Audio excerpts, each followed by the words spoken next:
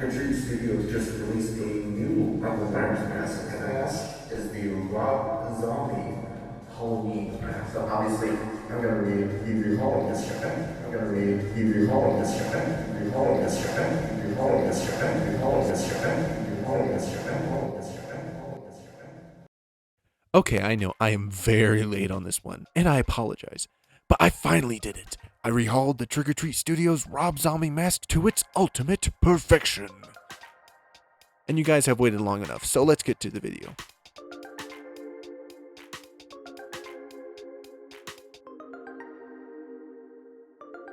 Now, as stated in my previous video, Trick or Treat Studios did an amazing job with this mask, which really lessens the amount you have to do for rehauling.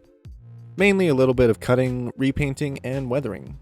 For rehauling the mask, I heavily recommend using reference photos. I cannot stress that enough. That definitely helped me throughout this process.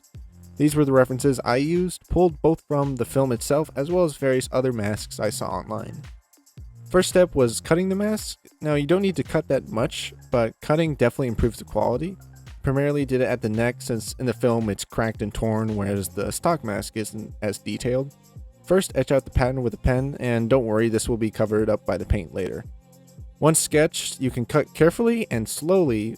Once the major cutting was done, I had to do a little trimming just to touch it up a little bit. In addition, I also cut the eyes, which is optional, but it does make it look a lot better. After cutting, you'll have a lot of excess pieces done, which could be used, or you could just throw them away. Once the mask was all trimmed up, it was on to the longest and probably the most complex part of the rehauling, that being the painting. First was the base coat, which consisted of brown and tan acrylic paint mixed with liquid latex. Similar to other Myers masks I've done, I've started with a simple flesh tone for the base, making sure to paint it all over the mask, using about, I'd say 1 to 2 coats. However, from this angle, it looked almost like a mud color. Mud Myers. The secondary coat I applied consisted of black and white acrylic paint mixed with liquid latex, which kind of gave it almost a grayish white color. Except instead of straight up painting it on, I dry brushed it. For those who don't know, dry brushing is where you take a very faint amount of paint and brush it on, then wiping it off with a paper towel. I heavily recommend this technique a lot with masks since it creates a good mix between the colors, especially if you're going for weathering, which is what I was going for. Once that coat was applied, it kind of looked like the 1978 version with its fish belly white color. Yet in the movie, it's even more dirtier, which means even more weathering. A technique I recommend to use is taking black and brown acrylic paint mixed with water, and yes, that is a hydro flask, don't judge me. Mix the paint and water to the very runny consistency. Once fully mixed, paint it on the mask, making sure to go into all the cracks and crevices of the mask, which this mask has many. After painting all over, take a paper towel and wipe it down. When weathering, make sure to use at least a good amount of water to not make the paint stick too much, but also don't use too much water to the point where it doesn't stick at all. Feel free to do even more weathering coats. I did a couple to get that grungy, disgusting look. After that, it really begins to have that Rob Zombie sort of feel, bringing it all together. Just make sure you stuff it enough to display it so it doesn't get warped. Going even further, I took some mixed green paint and very, very lightly dabbed it on the cracks. Make sure it's not too much, but the green does really add a good look, almost like a zombie look, no pun intended. In addition to the green, I also painted over some extra black on the cracks to make them just pop out a little bit more. And the paint job was pretty much done. It really looks really screen accurate at this point, which means it's time to move on to the hair. First step of it was to brush that hair, brushing the Rapunzel.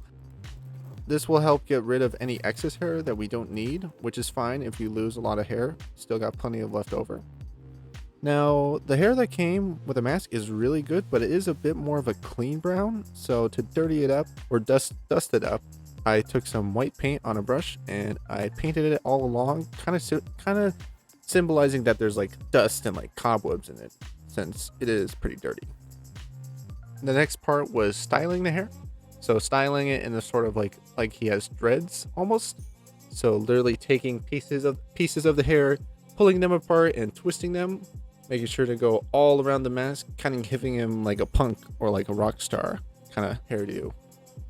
Make sure to do this just all around the mask and not just on the edges, since it really makes the hair pop, in my opinion. Now it's time to take the good old hairspray. Spray it on, make sure to spray it around all the mask and spray from a good distance. And warning, this is pretty foggy and pretty smelly.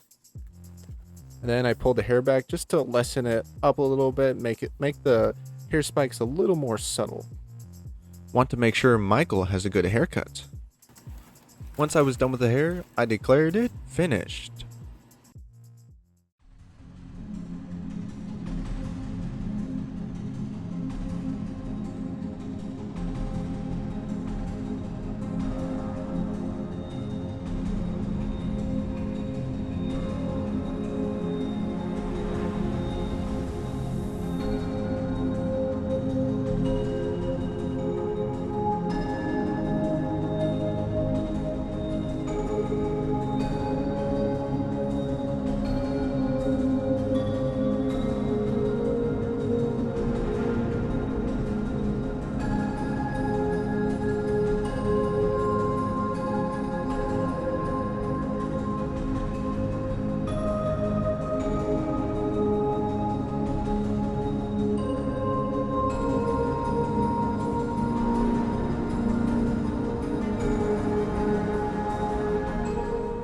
Thank you guys so much for watching this. Sorry it took so long. I'm aware it's not the Halloween season, but rather than releasing it this next Halloween, I just wanted to release it as soon as I finished it.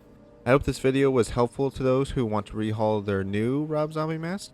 Feel free to comment any questions you have. I'll be sure to answer any of them. Thank you guys so much for watching, and hope your new year is going well.